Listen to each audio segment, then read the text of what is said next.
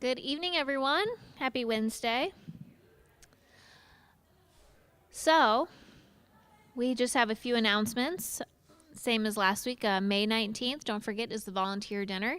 If you volunteer in any way, the church would love for you to come and eat a free dinner as a thank you for always helping in the church. That's May 19th at 6:30 at the Der Dutchman.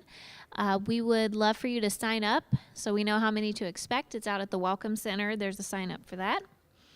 June 6th at 7 p.m. here at the church is a ladies' meeting, and we will be planning probably mostly for the what was formerly the Bethlehem Market. It's now the CTK Craft Fair. So that's going to be coming up in October, so we'll be planning for that. And graduation Sunday is June 11th. I think we only have one senior this year that's graduating, but if you have someone or know someone that that will be graduating, you can see Kate about that. And then the last thing, the garden this year, a lot of you know that we have a big garden out back towards the end of the property. This year, we have a small team of people that are going to be working to manage the garden this year, and we're actually going to use it for outreach in the community.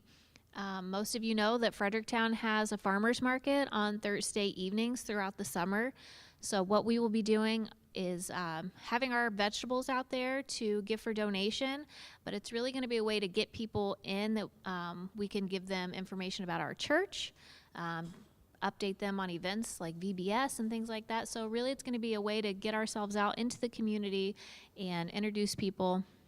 So if you have any seeds or plants that you would like to donate to go into the garden, they will be planting. I say we. I'm not going to be planting them.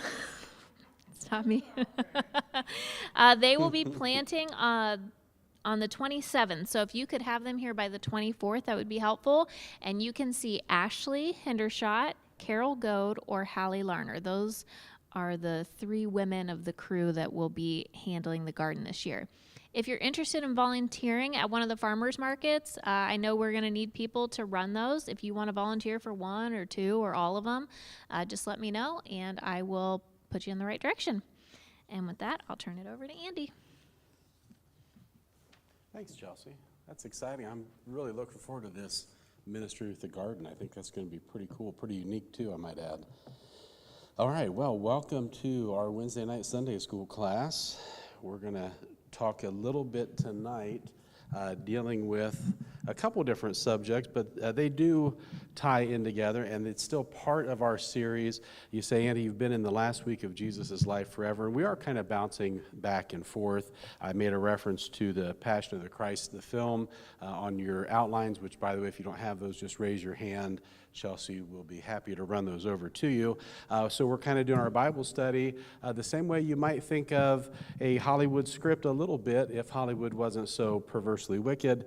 This is going to be done in a better way, I think. Of course, all credit to Mel Gibson for the way he did The Passion. That is one of my favorite depictions, by the way, in the life of Jesus. I think it's done very well. So there are some references to not only what we're learning tonight, but just a couple glimpses into some relatable things with that in the outlines I gave you. But as we go back and forth, kind of in that same style, no, I didn't pattern this Bible study after that. By the way, this is something that Chelsea can attest to, was not really put together until today. So that's not because of me. That's for a number of factors, including the fact that Pastor and I are in a class all week in Franklin County, and it is very taxing. When you see Pastor, give him a big hug. I know what he's had to go through and the cost he's had to pay for being there. It does take a toll on you physically and, trust me, emotionally as well. It's very draining to do this particular type of class. So when you see him, give him a big hug. Make sure you smear your makeup all over his collar and all those things that you like to do. So what has happened is I have sought the Lord and said, I really just have to rely on you. I can't do this in my strength or anything that I know, so I am in a real tight spot this week. So Lord, whatever you've got for them, I'm just going to have to count on you to provide it, and I think he has. So if you don't like tonight's Bible study, then take it up with him. in prayer and very respectfully, I hope. So tonight we're going to ask a few questions. We're going to ponder the price of nails because I've got an interesting story, what I think may be an interesting story. If you guys want to nerd out with me, generally you're pretty patient with me on that, so I'm grateful. As we've discussed some of the stories in this final week of Jesus' life, we've wanted to get to know the people in the story. I'm going to say characters, but don't be misled and think that we're implying that these are fictional. We know that they are very real. And one of the hopes I had in this study was that these individuals, even though many of us have heard their names all of our lives, we've heard about Peter, we've heard about Mary, we've heard about Mary Magdalene, we've heard about even Pontius Pilate, but the circumstances and some of the other things, a lot of things we can source from other things outside of the Bible that we don't need anything to validate the Bible, but when we take our deeper dives, it's kind of nice to have these perspectives weighing in, and I'm talking credible sources like historians like Tacitus and Herodian and Josephus, people like that, that we can rely on and understand a little bit more about the mindset, the circumstances, the fears, the things that are playing into it, and likewise, not just the individuals. If we think of this like we're getting ready, we're all meeting not for a Bible study, but this is our production crew. We're getting ready to put on a major play at this church, right, which we've done before, but we're going to put on a play, and we need people that are going to help with casting, so we want to have the right person. And when we get that person, we want them to get inside the head of the character that we're going to have them play. We want somebody in charge of the props. We have somebody that comes here, that a few people that are very gracious about providing the props. Props are important in a play. Would you agree? The scenery, the set, the backdrop. So when we think of this story, we're not trying to trivialize the cross or the final hours of Jesus, but if we can kind of turn some of those things into very tangible items, we might relate a little bit better. We might start asking some more questions and doing that deeper dive. That's what brings all of us here on Wednesday nights, is because we're here to be deep divers. We want to really take in those scriptures. And of course, we also know we're more spiritual than other Christians because we want to hear from God. I'm just kidding about that part. Other Christians are just fine. But the truth of the matter is, this group, specifically this group, especially this group, understands the value of God's word. I'm not saying others don't, but I know that you guys do. I have no doubt about that, because you come week after week and you take these deep dives, because we've said in here many times, God does speak today. How does he speak? He speaks through his word. And that's pretty good stuff, if you ask me. I'm grateful for that. So we're going to learn a little bit more. We've talked about the people in those final hours. We've talked about the people at the cross. But there are some people who weren't at the cross that were still part of this story. Most notably, all of the disciples except for one. Who was the one disciple that shows his face at the cross? John. Earl, did you have a question? I'm sorry. He must have been scratching his ear. Ed's got something up here, Chelsea, while she makes her way to the front. It's John the Beloved. Where are the rest of them? We're going to talk about a couple of them tonight. One of them that comes to mind when we think of the guy that might have turned his back on Jesus first, who's the first name that pops to mind? Judas. Who's the second name that pops to mind? Peter. Peter. Judas is a different study altogether, trust me. What'd you have, Ed?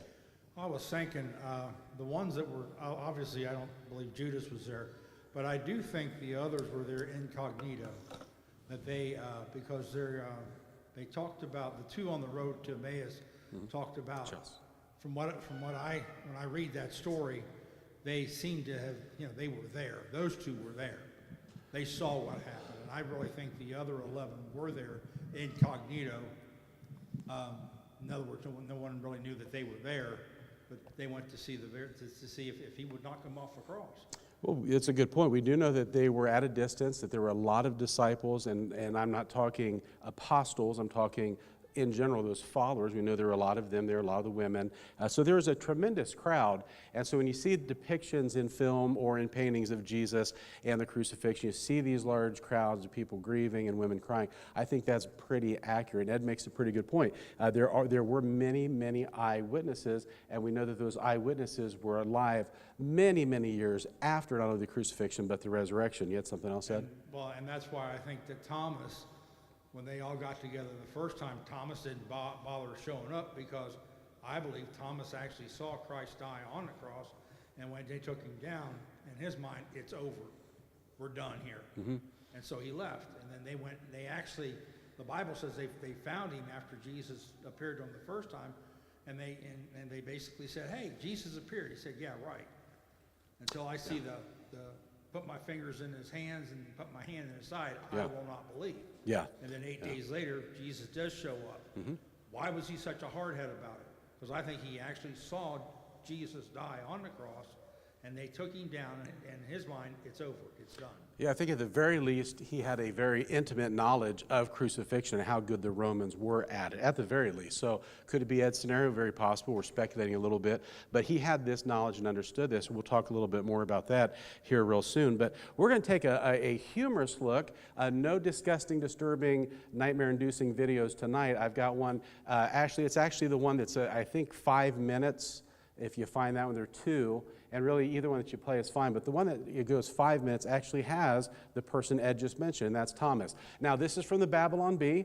This is not authentic footage of the disciples, but it is a humorous spin on it. And keep in mind, the people at the Bee are believers, so this is not anything sacrilegious or done to be disrespectful. But it's kind of a funny take. So as you're watching it, think, yeah, there are people that think that this whole thing was a hoax, and this satirical video that they've made shows that people who think that really just don't have a clue. So have an open mind when you watch this and check out this video.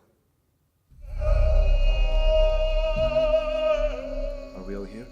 I need 100% participation for this to work. Yeah, everyone's here. All 12, 11. 11 of us. Well, what's the plan? Well, as you know, Jesus is dead. But stick with me, okay? Stick with me. I have a plan. We are going to steal his body, Okay, I'm tracking with you. What's next? and then we're going to tell the whole world that he rose from the dead. Oh, you know I'm in. I love it already. All right, classic. Then what? And then we're all going to get brutally murdered. Wait, come again. Could you go over that last part real quick? Oh, what? We get murdered. What's the problem? I like it.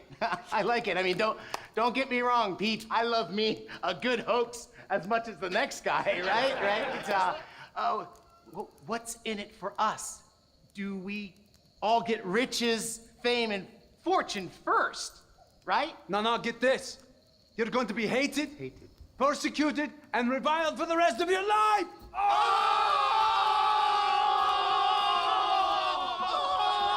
Okay, guys. Okay, fellas. Look, I gotta be missing something here, right? Okay? I mean, why on earth would we do this? Can we start over? Oh, okay, we'll start from the beginning. Everybody, for John, the beloved disciple. So, okay, we go down to Jesus' tomb. Sounds good. This is really easy. Then we pay off the Roman soldiers that are guarding the tomb with their lives.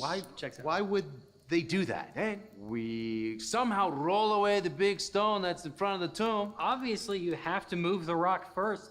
Duh. And then we steal his body. Yeah, I guess. Then we tell the whole world that he rose from the dead, and we get brutally murdered for our troubles. Epic break, bro. Peter, you rock.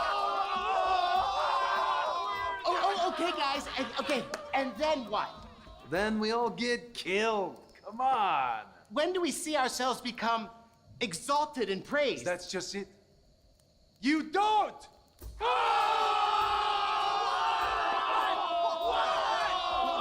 What is happening? Anyone hear what I'm saying? This is the most idiotic plan of all time. Chill out, bro. I mean, do I really have to explain the joke to you? Look, it's that we lie about Jesus' resurrection, and then we all die. How am I supposed to chill out when our heads are getting cut off? Or worse, what is wrong with you guys? Thomas! Okay, look, back me up here. I know you can't be cool with all this. I know you gotta have some doubts. Come on. Doubts? Oh no, there have any doubts! Okay, you guys have officially lost lost it, okay? I am out of here. I'd rather be exiled to a deserted island than spend another minute with you wackos. Have I got some good news for you? All right, so pretty satirical look. Anybody catch where somebody's like, Peter, you rock? You get it? You get it? Okay, a little dad humor there. I like that. It was pretty good. There's actually some pretty good theology if you were paying attention to that. And I noticed, I think all of you caught that part at the end. I'd rather be exiled to an island, right? John, Patmos, right? So pretty good stuff there.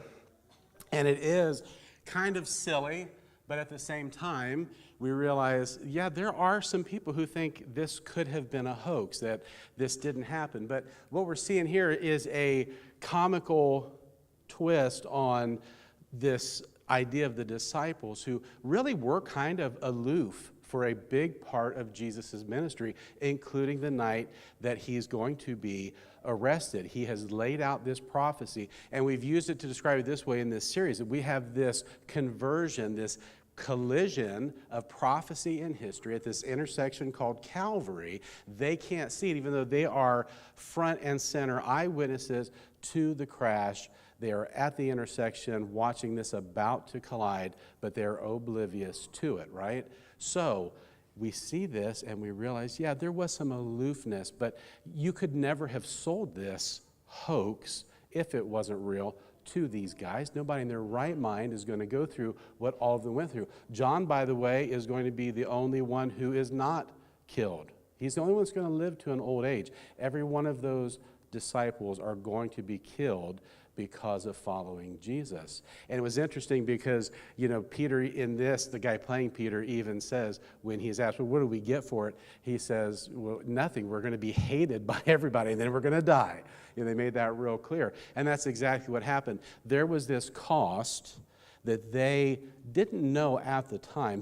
Here and there, by and by, yes. After the resurrection, definitely yes. Their time with the post-resurrected Jesus, absolutely yes. These things became clear. But as Jesus is telling them prophecy, and as they're part of prophecy being fulfilled, there is something that isn't connecting yet for them. So there is what you might call this disconnect or this aloofness that doesn't come to them right away. Now, Peter, who is going to continue to be part of prophecy, including the prophecy that Jesus gives about that denial. Most of us are familiar with that story. We've heard a lot of sermons on it, and there's some beautiful lessons out of that where he actually denies Jesus just as Jesus said he would. And we don't want to beat up on Peter too much. We've said that for a little bit in this study now. We don't want to beat up on him too much because there were a lot of things happening. And I'm hoping that the studies we've done, now that you understand a little bit more about the Herods and about these troublesome Galileans, where all of the zealots are from, where all of the insurrectionists are from,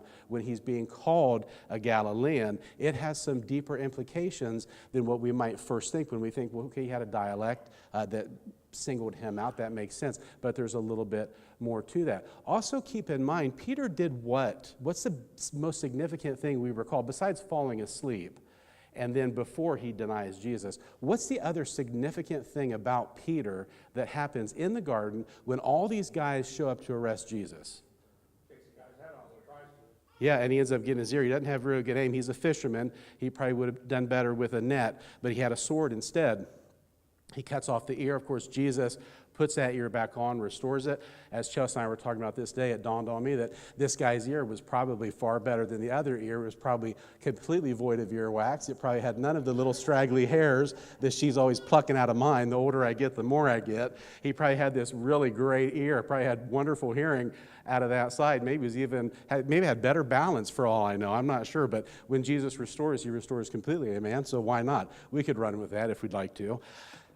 He has feloniously assaulted the servant of the high priest. Would you be scared? Your best friend has just been arrested. He's inside here being grilled and being mistreated. And you know it's a sham, and you know what the outcome is going to be. This is all rigged. There's going to be some injustice done. And here's the weird thing. He didn't do anything, but I did something. I should be the one. I should be in there next. My arraignment should be on the court docket right after his. I assaulted the high priest's servant. let alone the fact that, okay, so they're talking insurrection, they're talking that he is some type of rebel, and I'm part of this. I'm implicated, I'm complicit. Peter understood the cost. The Dietrich Bonhoeffer book, The Cost of Discipleship. I wish somebody hadn't stolen that title because I would like to have taken claim for it. The Cost of Discipleship. Peter was starting to understand, it was starting to make sense. Now, those beautiful stories that come out of it, starting with after he sees Jesus after the resurrection and that meal he makes him, and he asks Peter that question in those different ways, Peter, do you love me? Beautiful story. We could do a whole series of studies just on that. The Holy Spirit hasn't led into that tonight. We don't have the time for it. But what Peter did discover, according to extra-biblical sources, one source says that for the rest of Peter's life, you may not know this, but it said that certain places he would go, children would taunt him by making rooster noises when he would walk down the street. How interesting is that? That follows you, right?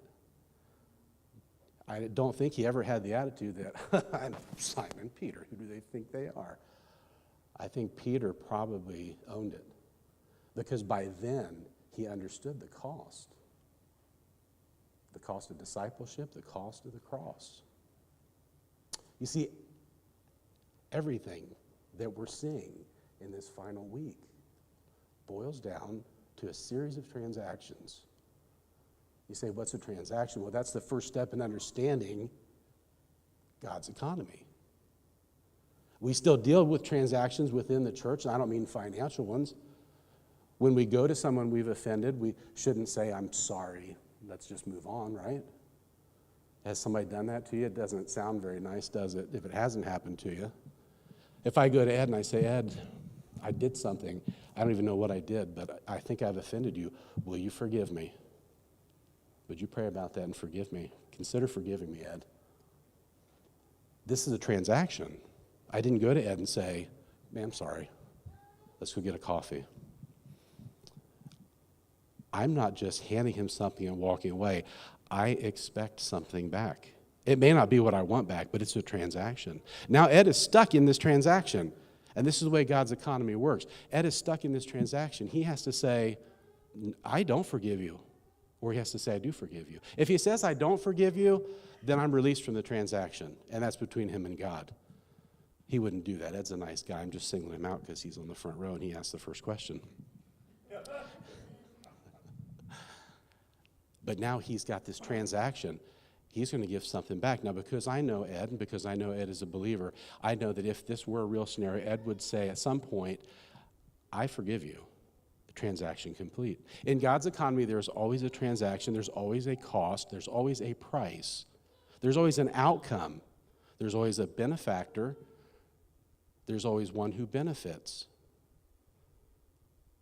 It may not look the way it does to the world or in the world system, but in God's economy, it's pretty unique and it's pretty special. And that's what this event leads to, is this very special transaction in God's economy. We can go to the next slide. And as we're talking about this cost and understanding this cost and the revelation that hasn't come yet to the disciples, we've got yet another example, and that's going to be the start of our study in Mark 14:27, which is on your notes. And you can turn to it if you like, or I'll just read it to you. It says this, Mark writes, And Jesus saith unto them, All ye shall be offended because of me this night, for it is written, I will smite the shepherd, and the sheep shall be scattered. We know as soon as we see Jesus saying, for it is written, we know what? It's a what? It's a prophecy. Yeah, right. It's a prophecy. And we're going to see it different ways. Now, he says if you're using the King James, he's saying you'll be offended. If you're using other versions like the NLT, he's going to say, you will desert me.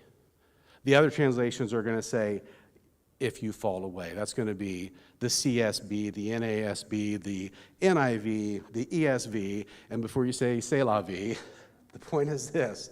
You say, well, which one is it? Are you going to be offended? Are you going to fall away? Are you going to desert me? It all means the same thing here. We don't bridge being offended and falling away in the same sense that they did in the Greek. The Greek word that's being used here, the original Greek says scandalizo.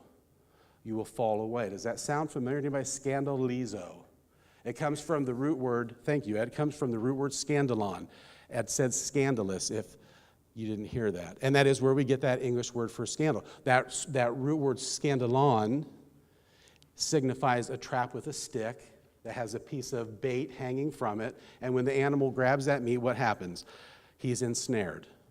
But he's enticed. And then he's ensnared. He's then trapped. And that's where that word comes from. So it's used to describe any type. There's some kind of ensnaring, entrapping, something that tempts and then causes the downfall. It's why when we think of scandal, we think of what? We see it with our politicians all the time, right?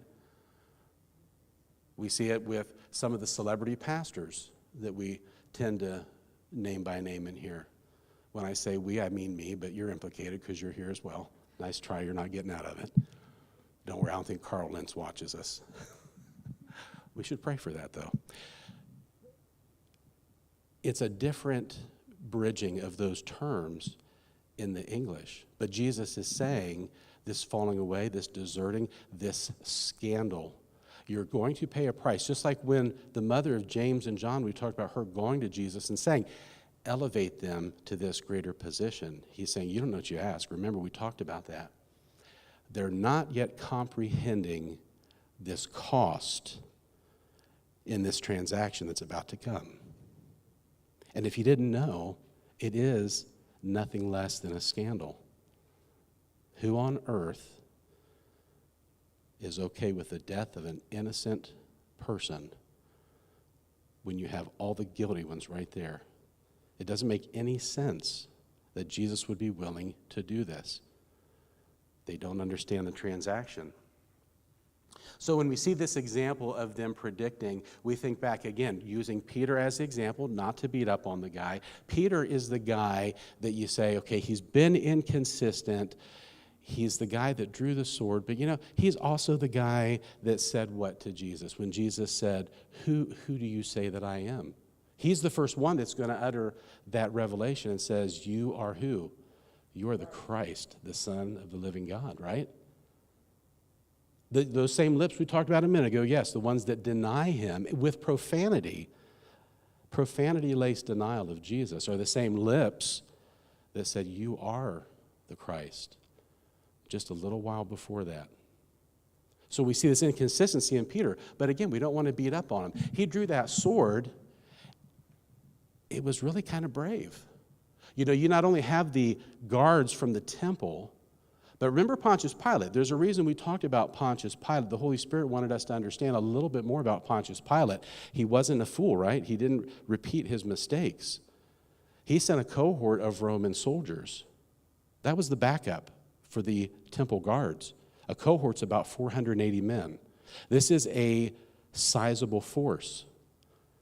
You're going to be outnumbered probably about 40-1. The odds are definitely against you, even though you have Jesus. But that's not unusual for the disciples, because Thomas, the guy that Ed brought up earlier, we all remember him for probably just maybe two things. He did what? He doubted, right? What's the other thing when you think of Thomas that might come to mind if you've read the Bible for 5 minutes? That funny Greek word that calls him what? He's a what? Did you say it, Barb? Somebody said it. I was going to say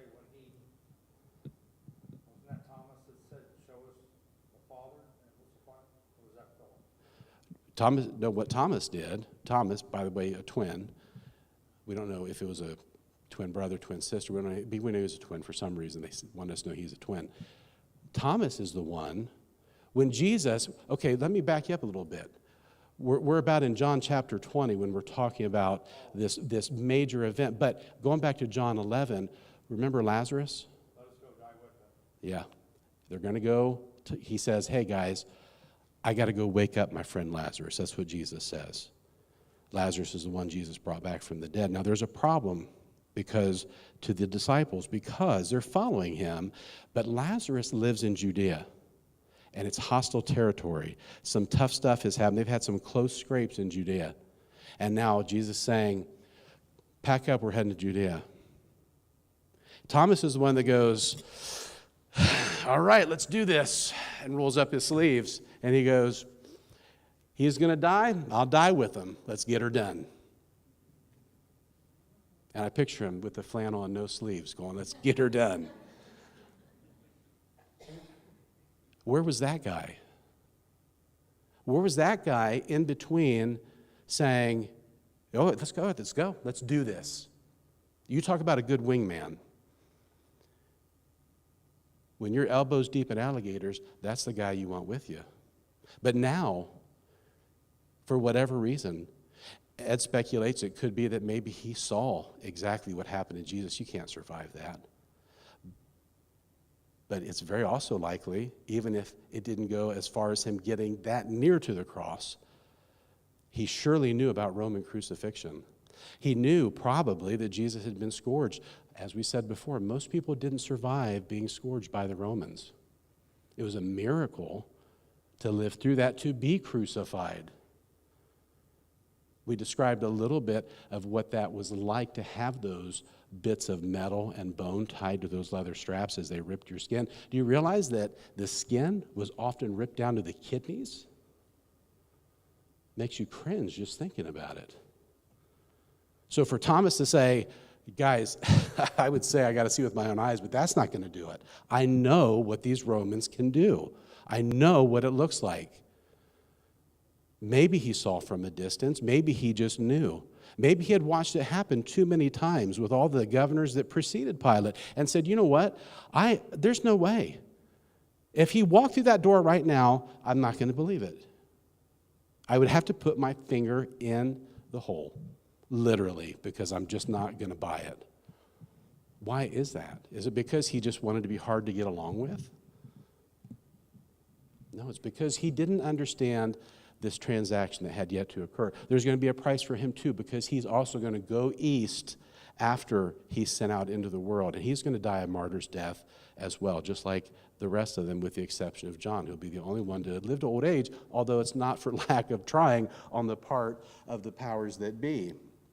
I think we can go to the next slide if we'd like, because what that prophecy that we're talking about, what Jesus is saying here when he says, smite the sheep and they'll be scattered, you say, Andy, that's a handy statement, but what's that have to do in prophecy? Keep in mind, when we go back to Zechariah, looking especially in chapter 11, we see Zechariah's got this shepherd theme going on.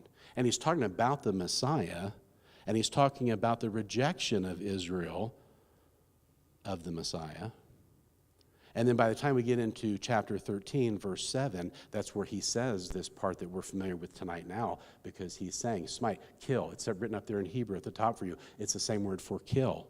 And where do you see that? Well, if you go to Isaiah 53:10, Isaiah 53:4, you're going to see the same references there, and we've covered that a little bit in this study.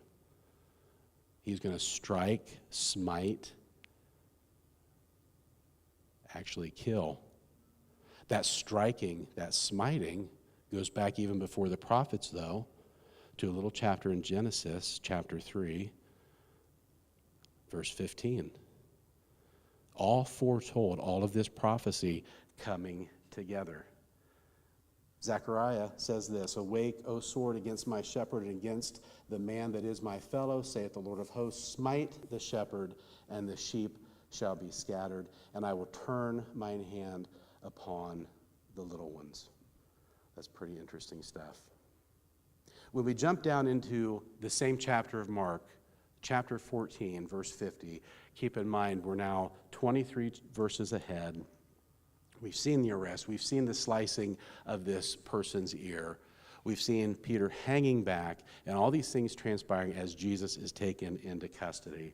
And now the big question is, because Andy, you've talked about all these people at the cross, where were the rest of them? In case you forgot, we find out in verse 50. It's real simple. It says this, and they all forsook him and fled. The same group of men that acknowledged him as the Christ, that had him literally tell them word by word what would happen, right down to where to find the right house for that supper. A man carrying a pitcher of water. That doesn't seem like any big deal, does it? It's a little bit of a code because Judas was there. And he said, go do what you're going to do, make it quick. But Judas didn't know exactly where they were going to be. But that had also been foreordained. You see, it's not the job of the man in those times to get the water. If you see somebody carrying water, who is it going to be? A woman. That was easy, Ed. It's either a man or a woman, not the 52 other genders. If you guys would participate, you'd have as much fun as me and Ed, by the way. We can't carry this whole thing. Again, foreordained. That's somebody calling to probably complain because I'm picking on Ed.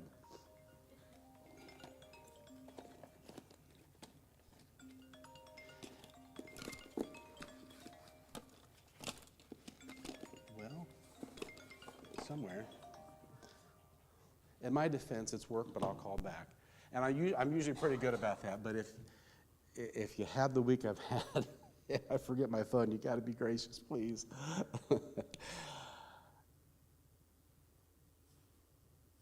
If we could forward to the next slide, and I'll try to compose myself here and get back on track and not wonder if it's a work emergency. We can go to the next slide if you would, please. All right, so yeah, we should be good here. So when we're talking about these men and we're putting this emphasis tonight a little bit more on Peter and on Thomas, they're really not arguing with Jesus. You know, when Jesus says, when he gives this prediction, and Peter is starting to maybe become clear in his mind. And what does he say when Jesus tells him what's going to happen? He kind of says, no, Lord, right? He kind of gets that Thomas mentality. He's borrowing that flannel cutoff, and he's going to be the tough guy now. And Jesus has to say, no, you get behind me, Satan. He's arguing not with Jesus, really. He's arguing with Zechariah. The sheep will be scattered. And sure enough, in Mark 14:50, that comes to pass. They are indeed scattered. They don't quite understand. Now, since we're not really picking on Thomas and Peter, we want to understand a little bit more. I've told you the circumstances, some of the things that might have been going through their mind. I got a lot of questions for Peter when I get to heaven. You see, I think Peter was kind of a brawler. You know, I think about him being a fisherman, and I don't think he was a sissy. I got to be honest with you. I think he had calloused hands. I think that he was often stinky and rough around the edges, said what was on his mind. I think when he prayed for boldness, God really played to the strength that he had gifted him with. But that's exactly the point I want to make, is that sometimes we get overconfident. That very strength, that bravado that he showed, that bravery and machismo that Thomas showed, let's do this. Let's go get killed together then. Crack my neck, crack my knuckles. It's on. Those are the type of guys that you want with you. And I can imagine if I could ask Peter when I get to heaven, if I say, you were a brawler, weren't you? He's going to say, maybe. I can tell you about this time that we were all just real tired. We'd been out fishing all day. It was an early morning. We just wanted something to eat. And we go into this little place that we liked, and there's these other guys. And, you know, because I think that the fishing industry was probably highly competitive. There's probably some other roughnecks that would cut nets and steal things and try to hurt you or anything else. Vandalize your boat. I don't know. People aren't any different then than they are today. And I can imagine Peter might have a story for him where he says, yeah, we went in there and they start mouthing off, and I was fine with them picking on me, but when they started picking on my brother, that's when I had a problem, and it was on, buddy. I think he was a brawler, and those are the guys that you want with you when you need a wingman. But they relied on that strength. And what's the psalmist tell us? He tells us not to rely on our own strength, right? Where's our strength come from? It comes from the Lord. And when we rely on our own strength, that's when we're really going to trip up. And as it turns out, Thomas and Peter both have their greatest failures in the area where they should have been their strongest. I'll go down fighting with you. I'll die with you. But they're going to have to go through me to get to you. But that all changed. That overconfidence in themselves. We cannot trust in ourselves. Because when it comes down to it, and you realize all of a sudden in that moment, all that trust that you invested in yourself, in your own strength of mind, your own physical strength, your own skill, your own ability, when all of a sudden it means nothing in this transaction, now you have to recalculate. Now you're at the checkout line with all the stuff you want to buy and all the angry people behind you who are frustrated from waiting in line, and you can't pay for it because you forgot your wallet. Or they don't take checks. And now you're the guy going, I got to recalculate, I got to reform that, I got to come up with a new plan. You had something, Ed? When Peter went to take that guy's head off, he got the sword in Luke 22, so he was carrying it when he got there. Yeah. And he went to take the guy's head off, and Jesus said, put away your sword. Those who take the sword will die by the sword. And then Jesus said something interesting. Don't you think I'm going to drink the cup that my Father's given me? Yeah. He'd been praying that whole time Yeah. while Peter and those other guys were sleeping. Yeah.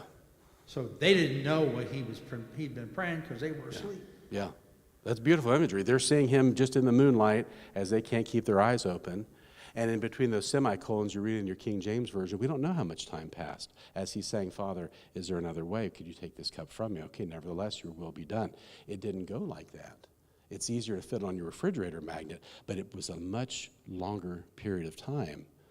So that's a good point Ed really makes in that. And now that they realize this transaction, this is where it's real. You might say that old saying comes into play, this is where the rubber meets the road. And now it's time to pay up. And these guys aren't able to do that. So we have to ask ourselves the same thing, because there is a cost to following Jesus. He paid the ultimate cost, so we can't really say, gosh, I can't believe I got to do this or go through this.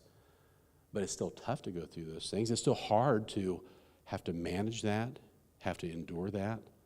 And sometimes we're not prepared for that cost. When we think of, Jeff, something else you want to add to that? Yeah, one of the things is that Jesus did say, can't you stay awake for me for 1 hour? And he had went away 3 times to pray. There are some who say that he actually had been in prayer for a total of 3 hours. Yeah. Yeah. So for, you could basically say they got up there, their eyes were heavy with sleep because they were grieving, because they kind of had an idea what was getting ready to happen. Yeah. And they basically took basically a 3-hour nap. Yeah. While he was out there praying the whole thing. And then he comes back up and says what he says. Yeah, fully believe it was hours, yeah. Yeah. So we're talking, it's late. Yeah, it did. It did. Jesus went an extended period without sleep. So great point, Susan. Physically exhausted just from the sleep deprivation alone. And then you look back, starting at the garden, with that hematidrosis where he's bleeding. The scripture says bleeding, great sweat, like drops of blood. That if it really was blood, that there is a medical condition for that. So all of these things that start compiling, and it starts becoming really real. Now it's getting real, as the young kids say 20 years ago. And so I'm not up to speed. That's the newest thing I got. That's as fresh as it gets. The fact that I said fresh ought to tell you how not fresh I am on that stuff. When we talk about cost, I want to share one other story with you, because I do like to take you in the time machine. Barb, if you'll set the chronometer for a little bit ahead of the crucifixion, we're going to go about 50 years from the cross into the year 83. And we're going to move from Israel, modern-day Israel, the land of Judea then. We're going to go to Britannia. We know it today as Great Britain, specifically Scotland. Believe it or not, the Roman Empire stretched that far. How many knew that already? A few of you did. Some of you have probably been to England and seen some of those Roman ruins. They were all over the place. Excuse me. They were here in what is now Scotland. And what's interesting is they've made these inroads. It's the year 83. They've established a massive fort. And there's some interesting things about this fort that I want to share with you just real quick before we close out. For one thing, it's the only evidence in existence of a fort built by Romans made entirely of wood. Has anybody ever heard of this place? Inchtot Hill. Entirely made of wood. And it was massive. 53 acres. That's a big fort. This is a city for the 20th Legion specifically. Now, they're in the heart of enemy territory, the Caledonian tribesmen that they're warring with. And they're making wonderful progress. Their general is Julius Agricola, and he is a brilliant military commander. And he does very, very well.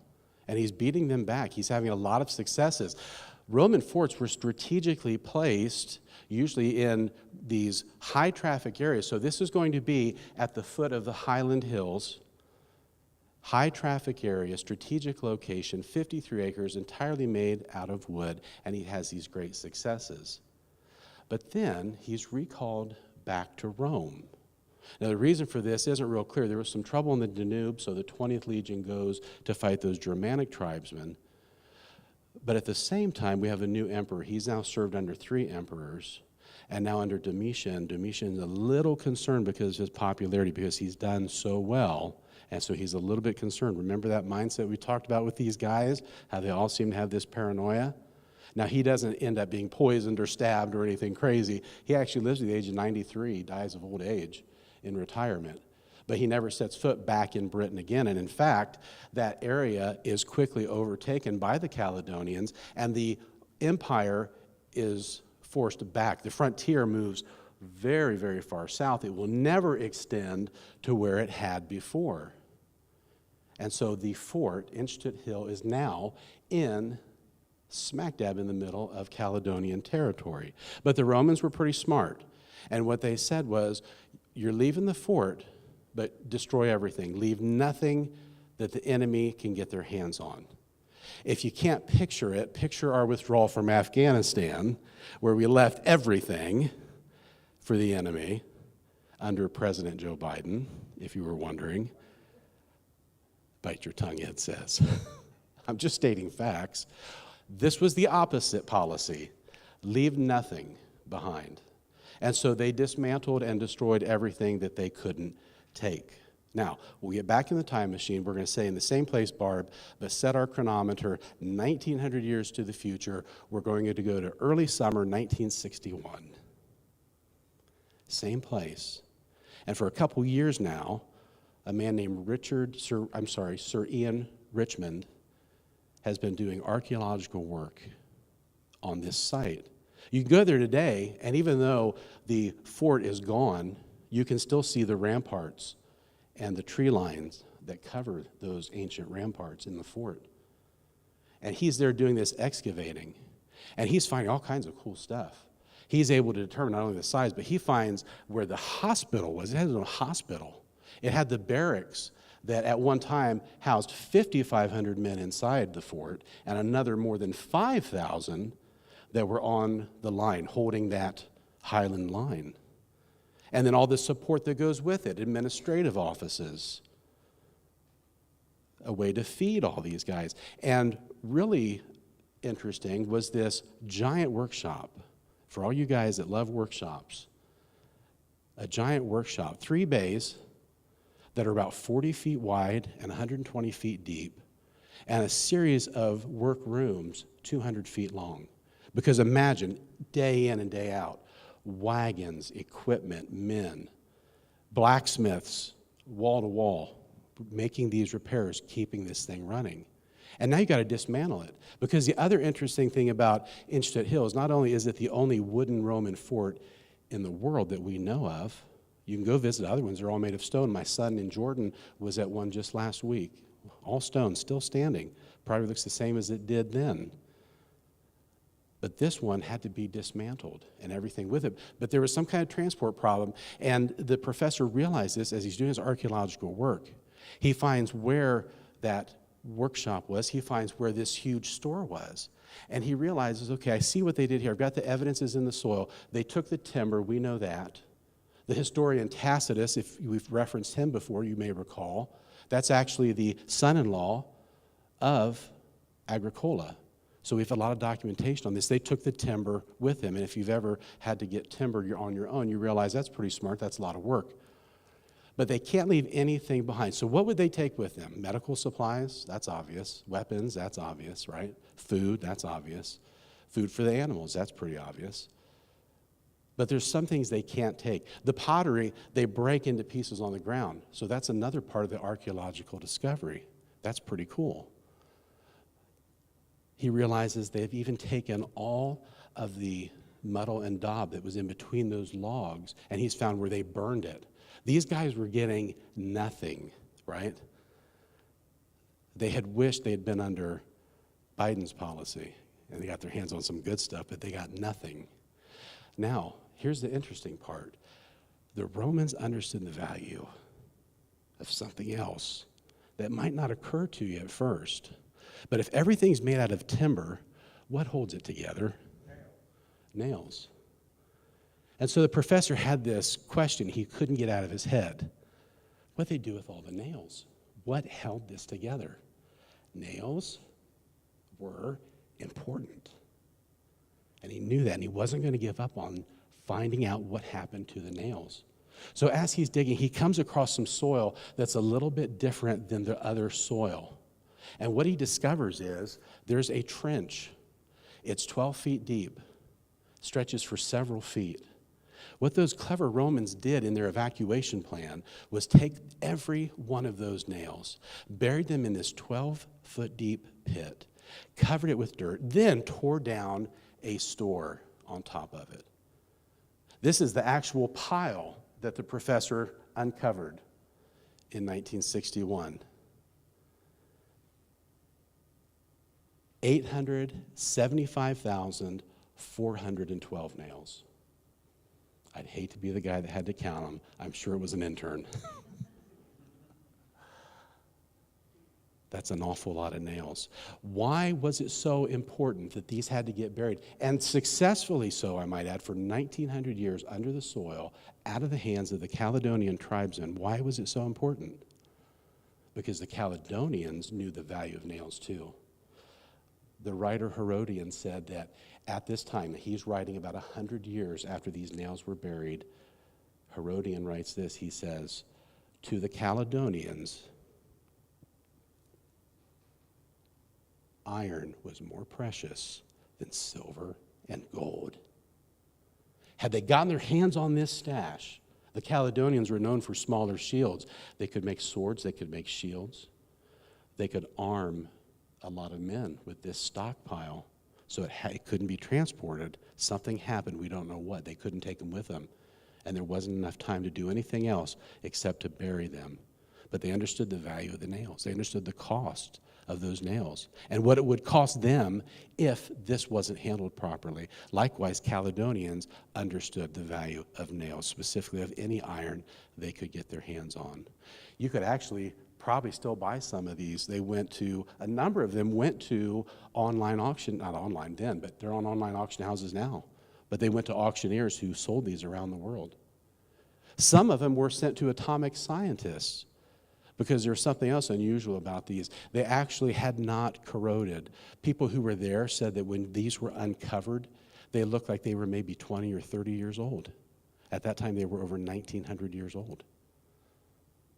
So they sent some to some atomic scientists because they said, hey, professor, there's some value in these nails. We think we can study these and see the effects of corrosion on the barrels that we're putting nuclear waste in. Keep in mind, this is the early 60s. They saw some value in these nails. What a benefit. Imagine those Romans having to understand what that was all about if we could talk to one of them. We better get in the time machine and leave, Barb. I don't understand enough about atomic energy.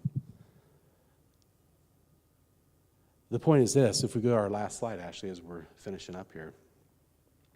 The point is this, is that when we think about these things, you say, Andy, what the heck does this archaeological find have to do with anything in our Bible study? Well, it kind of doesn't, because the fact of the matter is, like I said at the start of this, archaeological discoveries are fun. We don't need them to validate the Bible. None of us need that. But for those of us who like the bunny trails, I look at stuff like this as the Holy Spirit just giving us these little breadcrumbs. And if we start picking them up, these little morsels, what we find out, they lead to a really tasty meal, don't they? And that's why I like taking these dives with you guys, because so far nobody's walked out or said, I'm never coming back, even though it's the same 14 of you that show up week after week. I have a great admiration for all of you because you're picking up the breadcrumbs with me, and sometimes you're finding ones that the rest of us don't see, and you're saying, hey, check this one out, and you're pointing out other things, and that's what makes these Bible studies so fun. But I wanted to tie this in to help us understand this cost as we close out this entire series and move on to whatever the Holy Spirit has next for us, and we think about the cost of those nails, the cost of the discipleship, the fact that we all, as followers of Jesus, we will be involved in scandalizo. We will offend. We will be offended. We can't do anything about that. It's part of the cost of the nails. We have to accept that. And the disciples couldn't see it at the time. They saw it later. We're in the same position as them. The last thing I want to point out to you is that if you look on those notes, if you read ahead of me, that's fine.